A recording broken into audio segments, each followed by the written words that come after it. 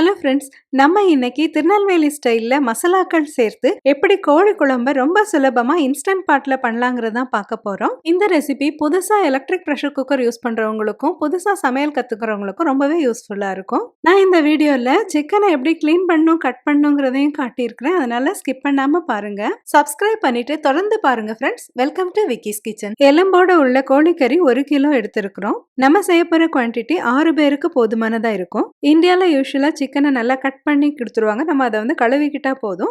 அப்படின்னா நம்ம டைரெக்டாக சமைக்க ஆரம்பிச்சிடலாம். வெளிநாடுகளில் நம்ம வந்து இந்த சிக்கனை கட் பண்ணிட்டா தான் நம்மளுக்கு இந்த காஸ்ட் எஃபிஷியண்ட்டாக இருக்குது.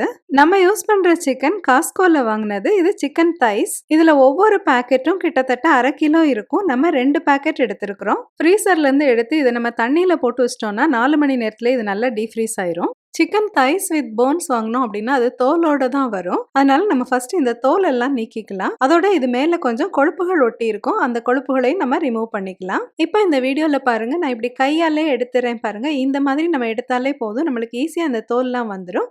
அந்த கொழுப்புகளும் ஓரளவு ஃபர்ஸ்ட் நம்ம ரிமூவ் பண்ணிக்கலாம். தோல் கொழுப்பு நீக்கின பிறகு நம்ம இந்த தைஸை நல்லா கழுவி எடுத்துக்குவோம். 2-3 தடவையாவது இந்த மாதிரி நல்லா திருப்பி திருப்பி அலசிக்கணும். அப்பதான் இந்த தண்ணி வந்து நல்லா கிளீனா தெரியும். அந்த அளவுக்கு நம்ம அலசி எடுத்துக்கணும்.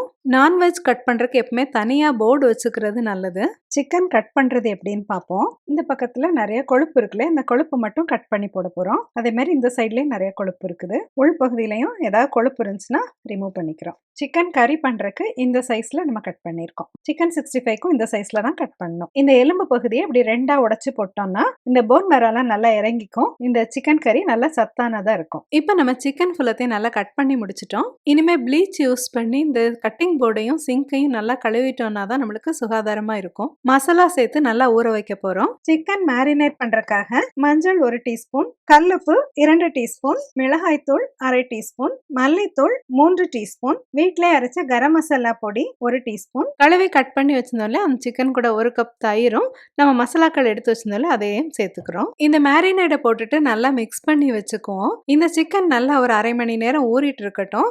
கோழி ஊறிட்டு இருக்கும் போதே நமக்கு தேவையான வெங்காயம் கட் பண்றது, மசாலா அரைக்கிறதெல்லாம் பண்ணிடலாம். குளிர் நாடுகள்ல இருக்கிறவங்க இந்த மாதிரி நைட்டே இந்த சிக்கன் எல்லாம் மேரினேட் பண்ணி ஃப்ரிட்ஜ்ல எடுத்து வச்சிட்டோம் அப்படின்னா மறுநாள் மதியம் செய்யறதுக்கு ஈஸியா இருக்கும். 1 பூண்டு, கொஞ்சம் இஞ்சி பூண்டை உரிச்சு கழுவி எடுத்து மிக்சியோட சின்ன ஜார்ல சேர்த்து இஞ்சி பூண்டை அரைச்சி எடுத்துட்டு வந்துட்டோம். 2 அல்லது 3 பெரிய வெங்காயத்தை நீளவாக்குல கட் பண்ணி வச்சுக்குவோம். 200 கிராம் தக்காளி எடுத்து நல்லா மையா அரைச்சி எடுத்து வச்சுக்குவோம். இல்லைன்னா சின்னதா கட் பண்ணி எடுத்து வச்சுக்குவோம். நான் யூஸ் பண்றது கிரஷ்டு டொமேட்டோ. அரைச்ச தக்காளி 1 கப் அளவு இருக்க மாதிரி வச்சுக்குவோம். தாளிக்கிறதுக்காக சோம்பு 1 டீஸ்பூன், பிரிஞ்சி இலை 1, கிராம்பு 4, ஸ்டார் அனிசீட் 1, பட்டை 1 சிறிய துண்டு, ஏலக்காய் 4, கடல் பாசி 1 சிறிய துண்டு, ஜாதிக்காய் ரொம்ப கொஞ்சமா எடுத்து வச்சிருக்கிறோம், ஜாதி பத்திரி 1 சின்ன துண்டு இவ்வளவு எடுத்து வச்சிருக்கிறோம். அரைக்கிறதுக்கு துருவன தேங்காய் 1/4 கப், 5 முந்திரி பருப்பு, மிளகு 1 டீஸ்பூன், சீரகம் 1/2 டீஸ்பூன், ஏலக்காய், கசகசா 1 டீஸ்பூன். இது எல்லாத்தையும் கொஞ்சமா தண்ணி சேர்த்து நல்லா மையா அரைச்சி எடுத்துட்டு வந்துருவோம். மேல இன்ஸ்டன்ட் பாட்டை ஆன் பண்ணிக்குவோம். நம்ம எடுத்துக்கிற எலக்ட்ரிக் ப்ரெஷர் குக்கர் வந்து 6 லிட்டர் இருக்கிறது.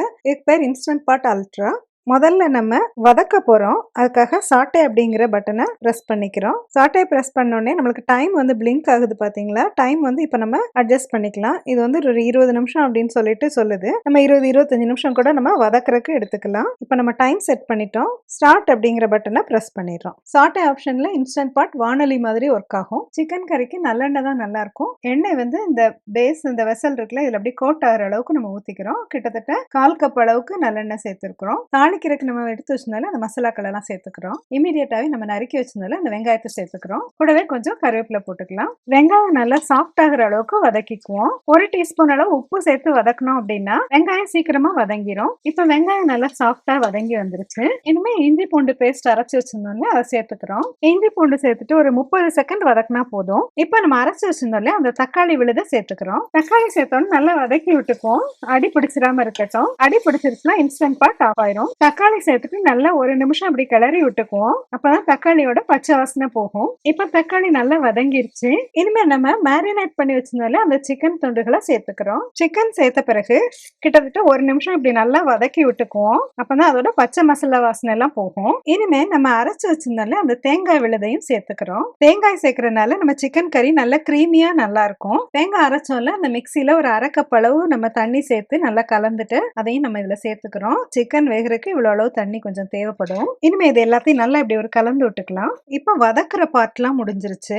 இனிமே நம்ம ப்ரெஷர் குக்குக்கு மாத்த போறோம். அதனால நம்ம சாட்டே மோட் இருக்குல்ல, அத ஆஃப் பண்ணணும். அதுக்காக கேன்சல் அப்படிங்கிற பட்டன நம்ம பிரஸ் பண்ணிக்கிறோம். இனிமே இந்த நாப் இருக்குல்ல, இத அப்படியே சுத்துனோம் அப்படின்னா, இதுல ஒவ்வொரு ஆப்ஷன்ஸா வரும். நம்ம வந்து பிரஷர் குக் அப்படிங்கிற ஆப்ஷன் வந்த உடனே இந்த நாப் அப்படி பிரஸ் பண்ணோம் அப்படின்னா அந்த பிரஷர் குக்ங்கிற ஆப்ஷன் வந்து அப்படி சூஸ் ஆயிடும். இனிமே நம்மளுக்கு இதுல பிரஷர் குக் 5 நிமிஷம் இருக்கு, ஹை பிரஷர்னு இருக்குது. இந்த பிரஷர் குக் 5 நிமிஷத்துல வச்சுட்டு நம்ம இப்போ ஸ்டார்ட்ங்கிற பட்டனை பிரஸ் பண்ணிடுறோம். அடுப்புல வச்சு யூஸ் பண்றோம்ல அந்த பிரஷர் குக்கர்லாம் இப்படிதாங்க. ஒரு விசில் வந்த பிறகு தீயை நல்லா கம்மி பண்ணி வச்சுட்டு 5 நிமிஷம் கழிச்சு ஆஃப் பண்ணிட்டா இந்த கறி நல்லா வெந்துடும். இனிமே நம்ம பிரஷர் குக்கரை மூட போறோம். அதுக்காக இந்த பிரஷர் குக்கரோட லிட் இருக்கு இல்லையா, அதுல வந்து இந்த கேஸ்கெட் போட்டுக்கிறோம். இந்த மூடியால மூடிக்கிட்டு இன்ஸ்டன்ட் பாட்டோட பிரஷர் வால்வ வச்சுக்கிறோம். இனிமே இன்ஸ்டன்ட் பாட் பிரஷர் குக் ஆகி முடிச்சிட்டு தானே ஆஃப் ஆயிரும். நம்ம பக்கத்துல நின்று ஆஃப் பண்ணணும்னு அவசியம் கிடையாது. இன்ஸ்டன்ட் பாட் ஆஃப் ஆன பிறகு நம்ம பிரஷர் ரிலீஸ் பண்றதுக்காக இந்த நாபை நம்ம அமுக்கிக்கிறோம்.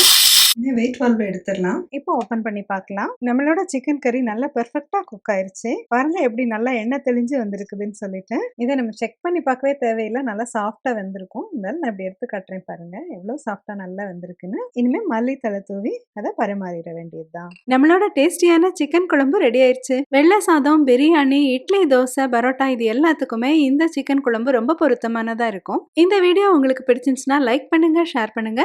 நம்மளோட விக்கிஸ் கிச்சன் சேனல் சப்ஸ்கிரைப் பண்ணிக்கோங்க. மறுபடியும் இது மாதிரி ஒரு இன்ட்ரெஸ்டிங்கான வீடியோ இருந்து உங்களை சந்திக்கிறேன். Until then, take care. See you.